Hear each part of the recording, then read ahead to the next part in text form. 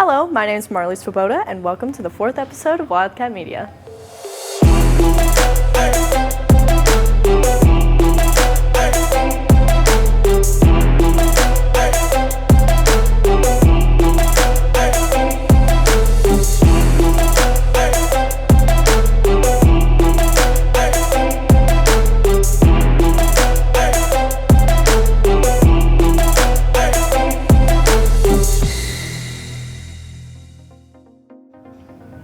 In our lead story, we meet some Wildcats that don't go to our school.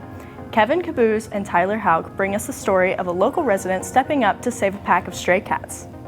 You have probably walked past a pack of stray cats and wondered what you can do to help. We spoke to Mackenzie Camp about what she's doing to help a community of displaced animals right here in Rogersville.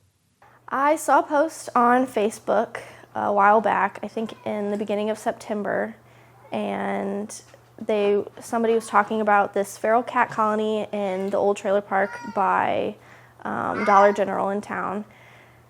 And me being the animal lover I am, I decided to go and feed them. And, well, that turned into me wanting to save all of them. So I decided that I had to save all of them. And my mom's friend let us use her storage cottage, and right now this is just temporary, but I started off when I was 19, and so it's just mostly been me and donations and family and friends helping. Abandoned animals face a lot of problems, and assistance from the community is vital. The community has been very nice. We've asked on Facebook a bunch for donations, and they've stepped up, and we've gotten blankets, towels, food, litter, a bunch of that kind of stuff. The only places that really haven't been able to help are other rescues. They couldn't take any in because it's just crazy how full everybody is right now. So that's the only reason that they haven't. They've actually done so well for the most part. These three on top are all super duper sweet.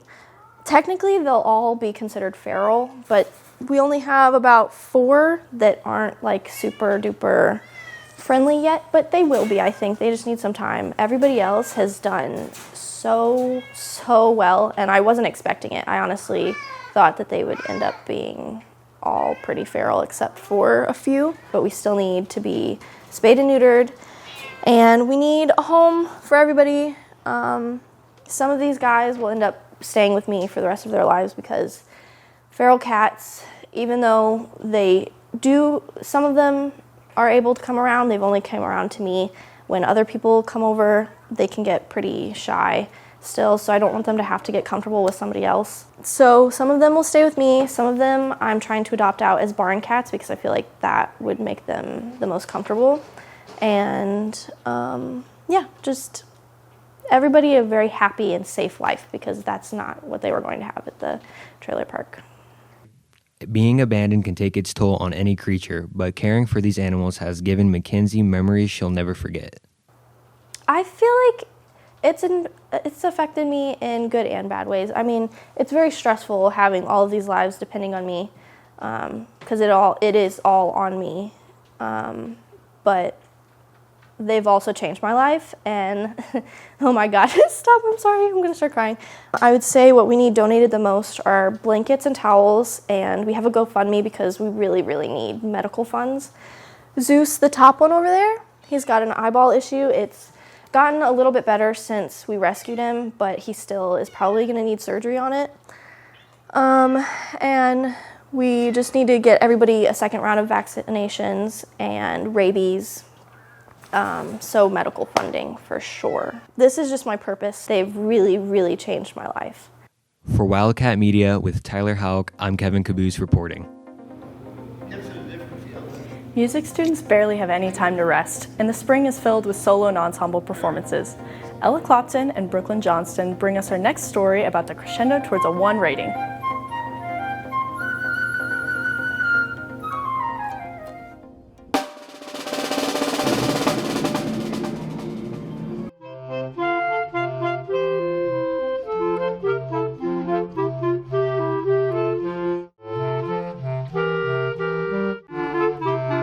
Those that make an exemplary rating, they're going to go to the state solo and ensemble contest up in Columbia, Missouri. If they have a flawless performance, of course they'll get a exemplary rating, but they need to, one, their tempo and their timing needs to be pretty much in sync with the piano and not stray away. They need to have good tone, their articulations need to be good, great dynamics, and these are all things that we talk about every day in band that they need to always be striving to do. My future hope is that, one, the students learn from this, both positively and constructive criticism. I hope that they learn about performing, about what it takes to be an upper level musician. Some kids will do really well today and they're going to feel that confidence. Some kids won't do very well today, and I don't want them to beat themselves up over that, but I want them to learn from that and try even harder next time. Followed by Stamina by Mitch Markovich.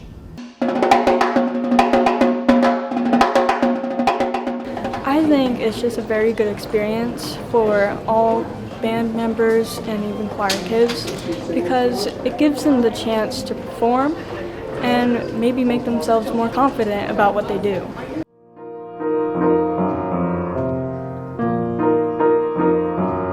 When I mark up my music, first I go through and circle all the crescendos and decrescendos, all the dynamics. Then I circle articulation problems and I highlight things like key changes and beats per measure changes. All the changes that I make, the judges can't see, but if it's like a major difference between the score, then the directors will usually edit the score and then hand it to the judge. I really hope everyone had fun at this competition and learned and grow from it.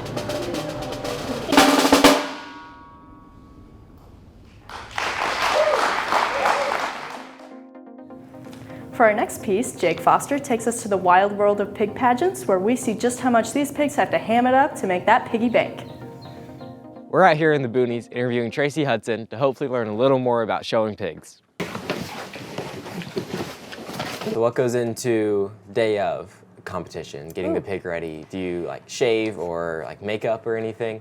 So a day of actually starts a few days prior, but we raise Yorkshires, so ours are pink pigs, or some people call them white pigs. And so it starts days ahead. So you start bathing, you groom, you bathe your pigs on a constant basis once you start knowing that they're show pigs, all the way that leading up to you're tweaking their feed. You're making sure that everything looks well. You're making sure that nothing happens, because like all animals, the day of a show, something can happen and you have a pig that has something happen. Mm-hmm. Some people do clip their pigs. Some, they cut their hair and trim them. They'll even paint their pigs.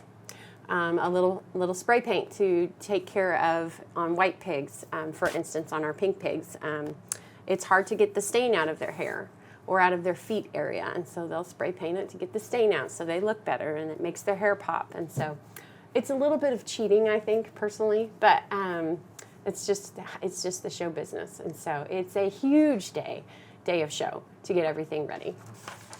So I'm understanding it's a lot like a pageant. So how do the pigs feel about getting dressed up? Pampered all day? Pampered, it's dressed horrible. up. They have to lay there. They have been bathed. They have been buttered. Are they okay with all the like uncomfortable outfits, the high heels? Oh, you don't put anything on them. They don't wear anything. The interview was going great, and I was getting fed a lot of information, but I wanted to get it straight from the pig's snout. How do you feel about becoming an up-and-coming pageant pig?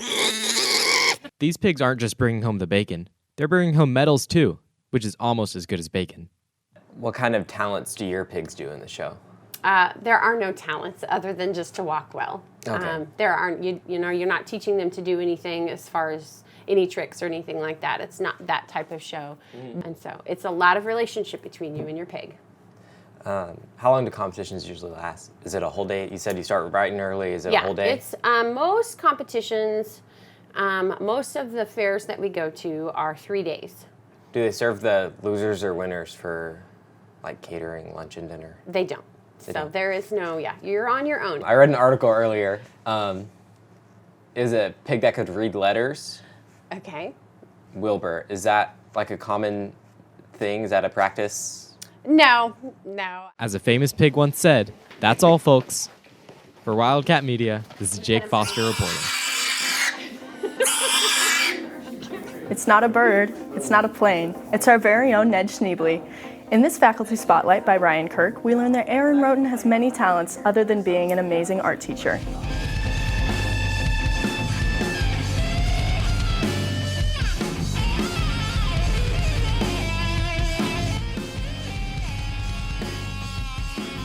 I'm the visual arts teacher at the high school, and that incorporates teaching everything from art foundations, traditional classes like drawing, painting, sculpture, ceramics, as well as some of the newer classes like illustration, animation, and digital photography.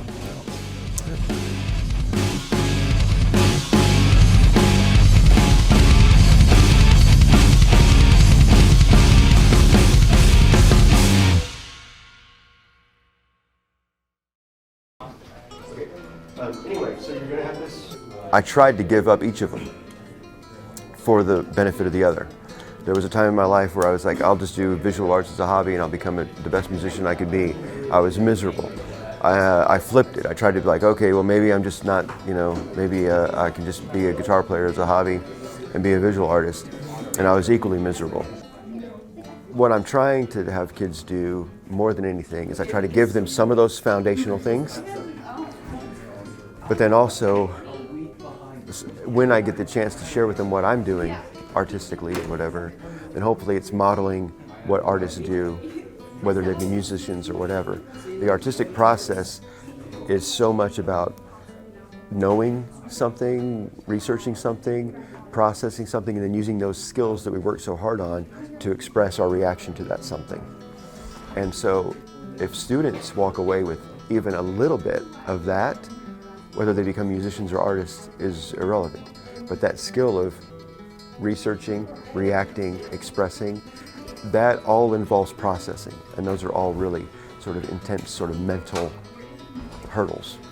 If something's uncomfortable, learn as much as you can and keep going. It's very easy to want to give up even if something you love, because it will get hard. Not just getting recognition or getting your stuff seen or heard, but just the process of learning. People think that artists are born and they just do everything easily, but it's just not true. Being an accomplished artist or musician is a lifelong thing. You'll never master it all. And you go into it knowing you're never, ever going to be a master. I'll never be a master of drawing, painting, or guitar playing. I can only just try to get better in the areas I want to do. If you have this upbringing that sort of instills that keep going kind of thing, but then at the same time you do something you enjoy, it helps get you through those pitfalls where a lot of other people probably give up. So I'd have to say the way I was brought up by my parents was probably the biggest thing that molded my sort of work ethic, if you will. We've enjoyed Dr. Sean Randles as the superintendent of Logan Rogersville since July of 2014, and we wish him nothing but the best during his retirement. The Board of Education recently hired his replacement, Dr. Rocky Valentine. I got the chance to give you an inside look at the life of our new superintendent. Dr. Valentine is coming to us from Marshfield as our new superintendent. He is no stranger to LR and is excited to make a difference in this community.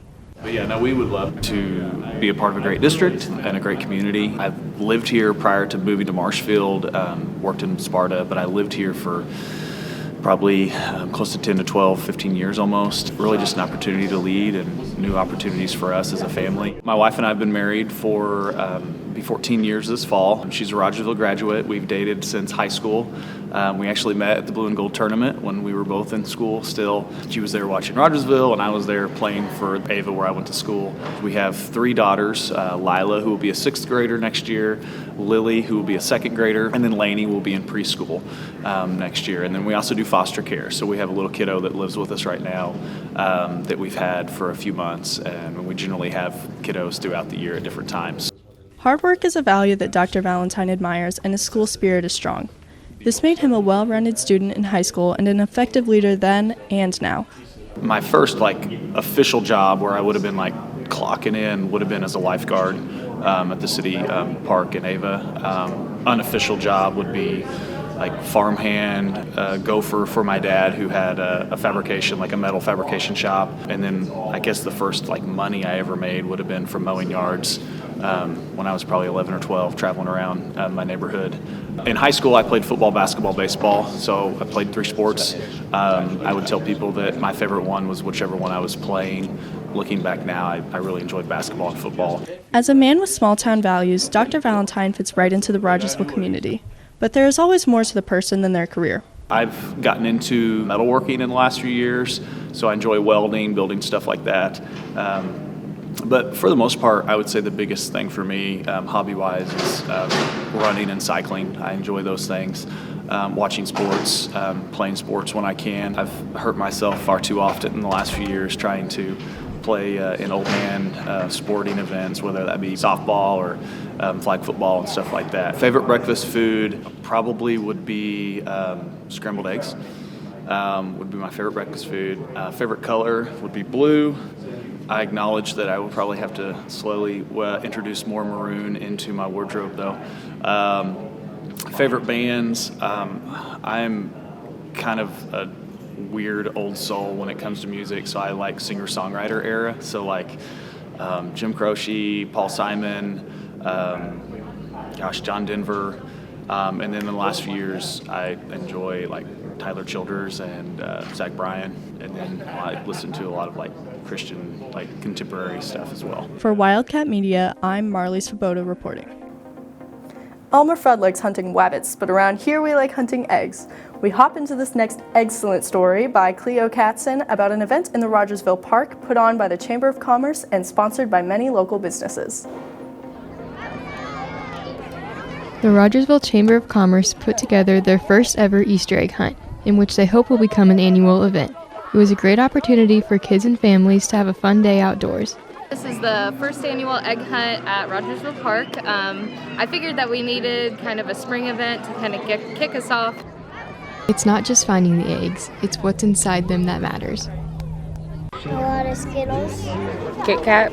I'll take the Snickers. We got egg spinners, and I got to decorate boiled eggs with those. So we have several different sponsors here today. They could sponsor either our concession stand, our yard games, or we did have a package where they could purchase eggs. I'm mostly excited about the Easter egg hunting. Same. So we actually thought of this event back in February, and I was like, hey, we should get this started. So I met with Stephanie White and Bailey Tennis.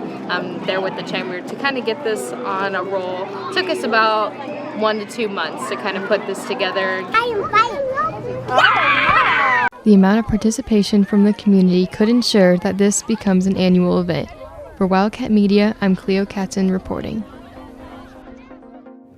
The senior class isn't the only group leaving the school this year.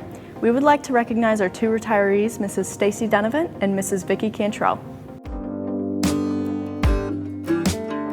Stacy, we want to celebrate your dedication to LR for all the years. I can't think of anyone that's more Wildcat than you. You have been Maroon your whole life, your whole career, and you've given everything you have so much behind the scenes to our kids and our teachers at LR, and so we appreciate you being so dedicated to a school system for as long as you have been in athletics and academics and all the things. So we wish you so well on your retirement, and I know you will always be a Wildcat. Stacy, from teacher to colleague to friend, I'm so happy for you and your retirement, but man, we're gonna miss you. I was trying to think of just one word to sum up Mrs. Donovan, and I think a class act would be it. She is so supportive, and we are so gonna miss her here. And I'm so glad I got a chance to teach with her. Hey Stace, really gonna miss you. Congratulations, you've earned it. Hate to see you go, but I really appreciate everything you've done for me and for making my time here amazing. I couldn't have done it without you. Hey Stace, I just wanted to say congratulations on your retirement. Thank you for being an awesome colleague and mentor. couldn't have done it without you. I dread doing it without you. Just want to say that LR is a better place because of you being here. Good luck. Hi, Stacy. I don't know if I'm the only teacher, but I kind of think I am, that had you both as a student and as a co-worker, and what a pleasure it has been. I am so happy for you and know that life is going to hand you only the best, and best wishes as you open this new chapter of your life.